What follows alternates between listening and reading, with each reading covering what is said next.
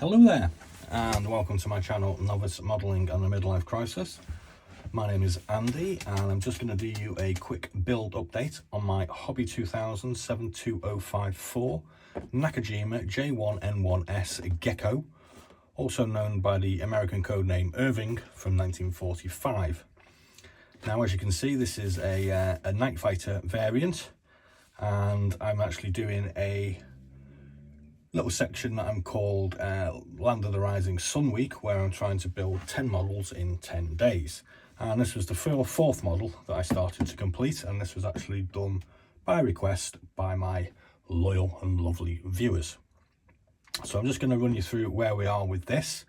As you can see, we haven't actually got around to putting the few decals on it just yet. We're waiting for a few other things to happen on it first. So this has been painted in a very dark green. It does actually look black here on the cover art, but I can assure you it is actually supposed to be green. It's not quite the right green. I think it is supposed to be a bit darker than this, but this is just the nearest I had in my stash of paints. So as you can see, we've got a couple of cannon, or machine guns or machine cannon, that stick out at the front, and we also have a couple that stick out at the bottom.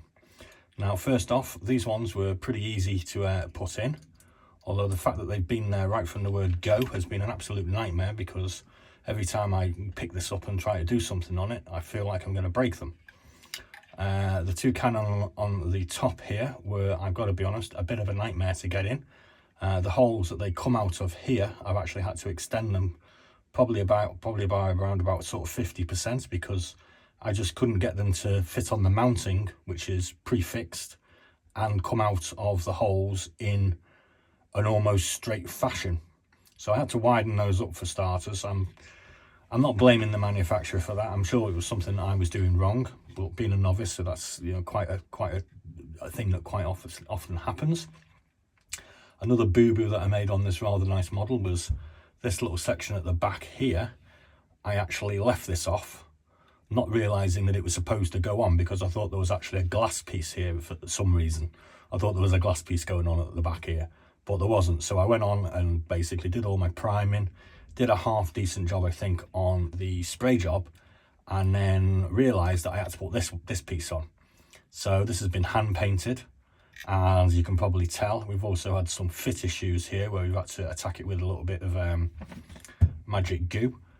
And the overall finish of the whole thing has just been kind of deflated by that. So that is an unfortunate problem of me just not paying attention to the instructions. Otherwise, the only bits that we've got to do, we've got to basically put the two little glaze pieces in here.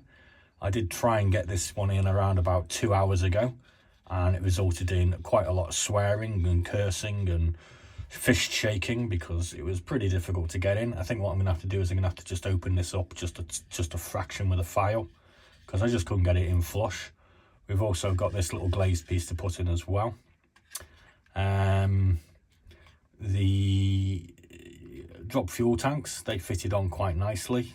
I don't really know what colour they were supposed to be done in, but I've just done them in this this iron shade.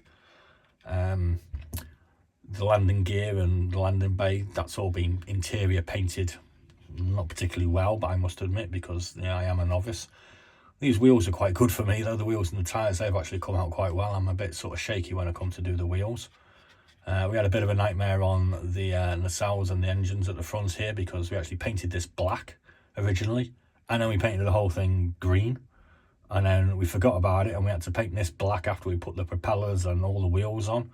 So that's I made a bit of a dog's dinner of that. That's sort of a bit hit and miss in areas.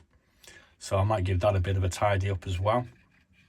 There was a lot of glazing to do on this, and a lot of painting of the cockpit cover, which I found extremely tedious and annoying. I am kind of doing it the old school way at the moment, which is just putting paint on and then just trying to scrape it off with whatever you can comes to hand.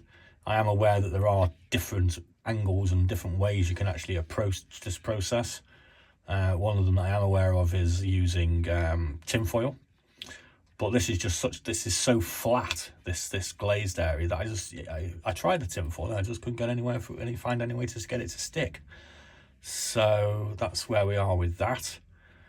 These little glazed pieces in here, I had to get really creative trying to get those in. I can tell you, using blue tack and cocktail sticks, because I probably should have put them in before I put the fuselage together, but I thought I'm going to leave these out because I want to paint it, and I should have just put them in and masked it off at the end of the day. But you live and you learn. I mean, like I said in one of the other videos, a lot of these kits that I'm doing, this is the sixth kit. It's kind of the fifth kit I've got to a half decent stage. A lot of these are sort of, I'm learning, so I can look at this and I can look at it and I can say, oh yeah, I remember making this mistake, I made this mistake, I made that mistake. So it's all part of the learning process for me. So yeah, but at the end of the day, I've had fun building it. It's a pretty cool looking plane. It's quite an interesting plane, and I kind of think it doesn't look that bad. It's not terrible. I think it'll look a bit better when I get some Japanese roundels on it. So I'm just going to have my Kit Kat milk tea, and this is a white chocolate one. I like white chocolate. That's pretty tasty. Tastes like tea as well. That's really cool. How come we don't get these in the UK? We invented a Kit Kat, for God's sake. Or maybe we didn't. Oh, it's so nice. Yeah. So there we go. Do drop us a message in the comments bar and tell us what you think. But please be nice with me. Be gentle. I'm very fragile. I'm suffering from a midlife crisis. So, yeah. I got some little lights to put on the wingtips as well. So there's a couple of little things to finish this off. But somebody asked me how I was getting on with the Gekko, and I thought, oh, I better show you guys where we are with it. So there we go. I'm going to show you another one shortly. Thanks for watching. Please do check out my other Land of the Rising Sun videos. We've got what's in the boxes for all these ones that I've built so far. I'm going to be building another one tomorrow. I need to count up the votes because I've been asking you guys to tell me which one to do. I'm not sure which one it is yet. So thanks for watching, and I'll be seeing you.